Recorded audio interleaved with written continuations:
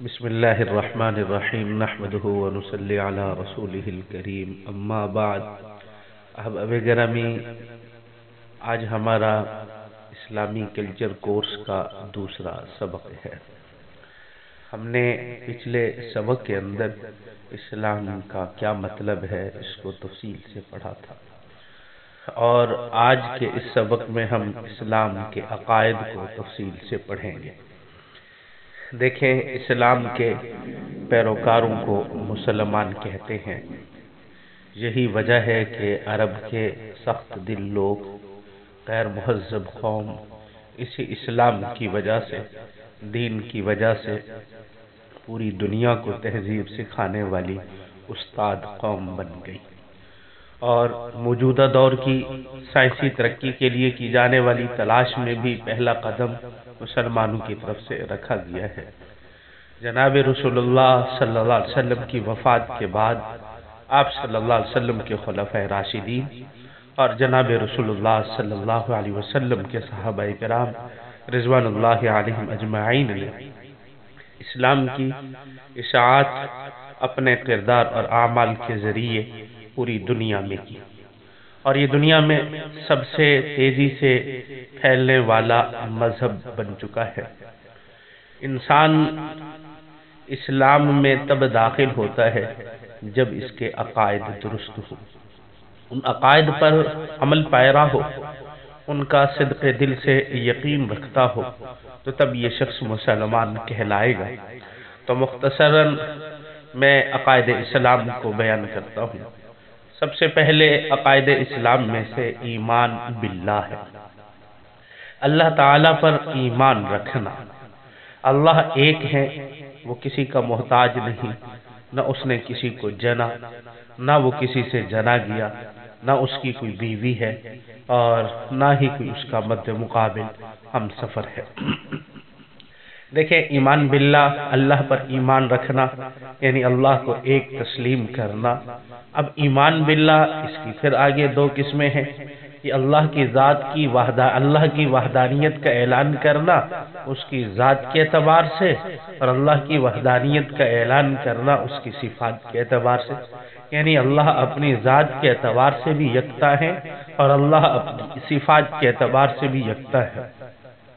اللہ کی ذات میں کوئی شریک نہیں، یعنی اللہ کے علاوہ کوئی اور معبود نہیں ہے کہ ہم کسی اور کو معبود تسلیم کریں، جیسا کہ کفار، جیسا کہ مشرکین بتوں کی پوجا کرتے تھے، وہ اللہ کو بھی رب مانتے لیکن اللہ کے ساتھ بتوں کو بھی مانتے۔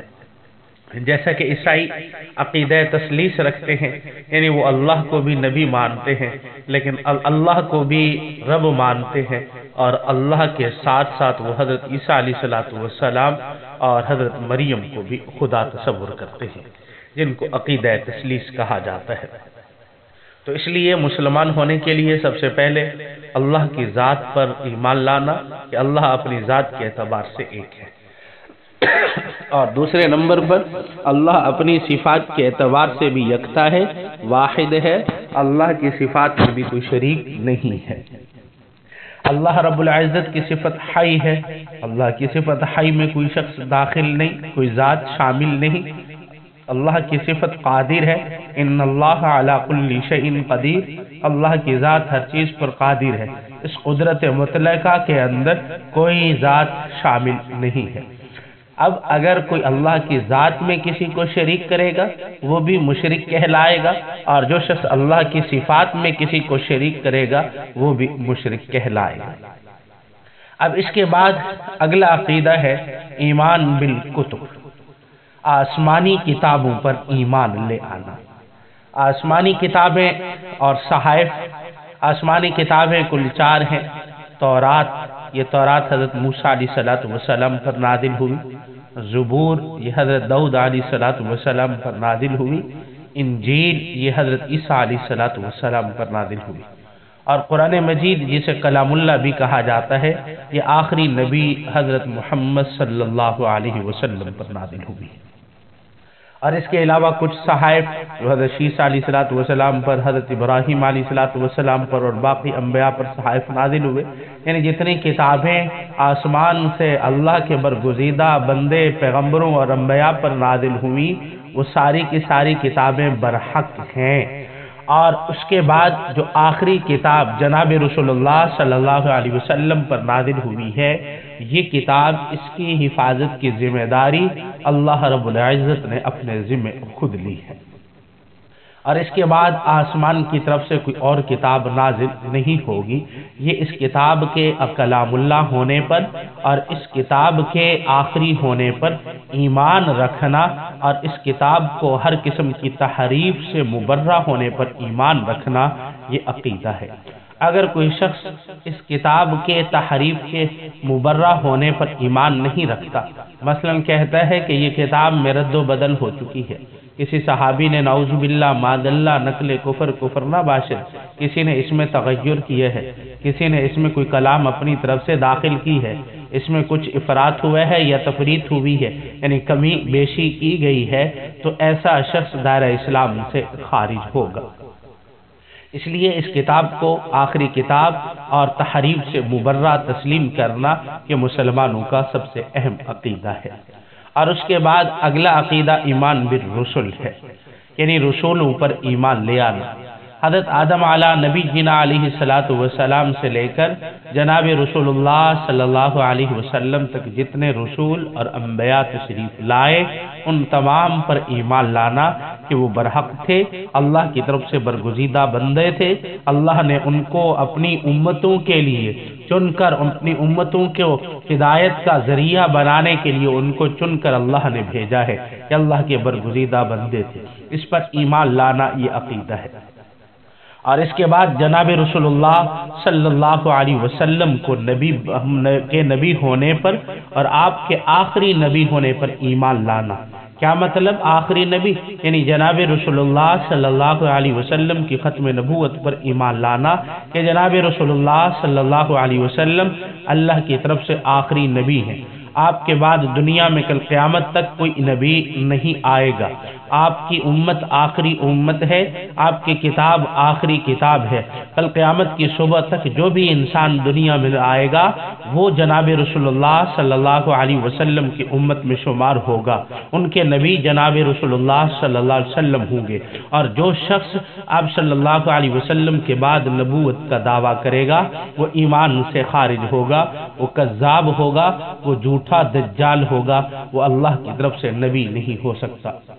جیسا کہ حدیث مبارکہ میں جناب رسول اللہ صلی اللہ علیہ وسلم نے خود بھی فرمایا کہ میرے بعد 30 کذابون دجالون، کہ 30 کذاب اور دجال آئیں گے جو اپنے آپ کو نبی کہلائیں گے، در حقیقت وہ نبی نہیں کذاب اور دجال ہوں گے۔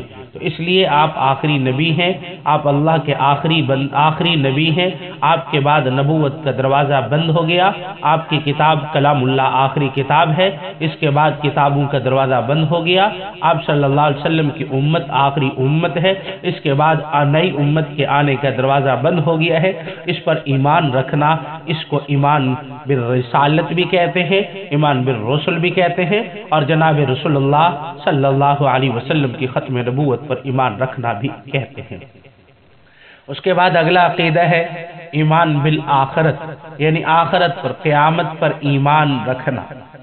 قیامت جس میں قبر بھی آتی ہے، قبر برحق ہے، حدیث مبارکہ میں اس کی تفصیل سے بیان کیا گیا ہے، اور آخرت برحق ہے۔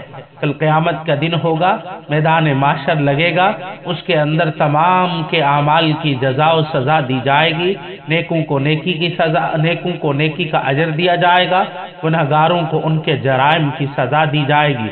کل قیامت کا دن ہوگا جب جناب رسول اللہ صلی اللہ علیہ وسلم وہاں پیش ہوں گے، ساری امتیں پیش ہوں گے، سارے انبیاء پیش ہوں گے، اور وہاں ہر ایک سے حساب و کتاب لیا جائے گا، اللہ کا انصاف عدل قائم ہوگا۔ یعنی انسان نے اس دنیا کے اندر انتقال کر جانا ہے، انسان کو موت نے آنا ہے، پھر اس کے بعد قبر کی زندگی ہے، قبر کی زندگی کے بعد آخرت کا معاملہ ہے، آخرت کے معاملے کے بعد یہ فیصلہ جنت میں ہے یا جہنم میں ہے۔ یعنی ایمان بالآخرت کا ایک مطلب یہ ہے کہ جنت پر ایمان لے آنا، اور جہنم پر ایمان لے آنا. یعنی جو شخص دنیا کے اندر، کیونکہ یہ دنیا دار العمل ہے، آخرت دار الجزا ہے، دنیا دار الغرور ہے، آخرت دار السرور ہے، دنیا دار الفنا ہے، آخرت دار البقا ہے. جو شخص دنیا کے اندر نیک اعمال کرے گا وہ کل قیامت کے دن اللہ کے ہاں جنت پائے گا، اور جو شخص کل دنیا کے اندر نیک اعمال نہیں، اللہ کی نافرمانی کرے گا، وہ شخص کل قیامت کے دن اللہ کے ہاں جہنم کے علاوہ کچھ اور نہیں پائے گا. اس کے بعد ایمان بالقدر ہے، تقدیر پر ایمان لانا، یعنی ہر اچھی اور بری تقدیر پر ایمان لانا. یعنی انسان کی موت ہو گئی، یہ اللہ کی طرف سے مقرر تھا، اس پر راضی ہو جانا. اللہ رب العزت، دیکھیں اللہ رب العزت نے تقدیر اسے کہتے ہیں جو پہلے اللہ رب العزت کے علم میں مقرر شدہ ہے، اللہ رب العزت نے اس کو لکھ دیا ہے. تو اس وجہ سے جو چیز اللہ رب العزت کی طرف سے مقرر شدہ ہے، جو چیز اللہ رب العزت کی طرف سے لکھی گئی ہے، ہر انسان کی موت کا وقت لکھا گیا، ہر انسان کی زندگی لکھی گئی ہے، اس کو تقدیر کہتے ہیں. اور جناب رسول اللہ صلی اللہ علیہ وسلم نے تقدیر کی وضاحت کی ہے. اچھی تقدیر بھی ہے، بری تقدیر بھی ہے. مسلمان کو ہر اچھی اور بری تقدیر پر ایمان لانا یہ عقیدہ ہے. یہ چند بنیادی عقائد میں نے بیان کیے ہیں. جو شخص ان بنیادی عقائد پر ایمان رکھے گا وہ مسلمان اور دائرہ اسلام میں داخل ہوگا. ایک مسئلہ ذہن میں رکھیں، بڑی توجہ کے ساتھ اس کو سنیں.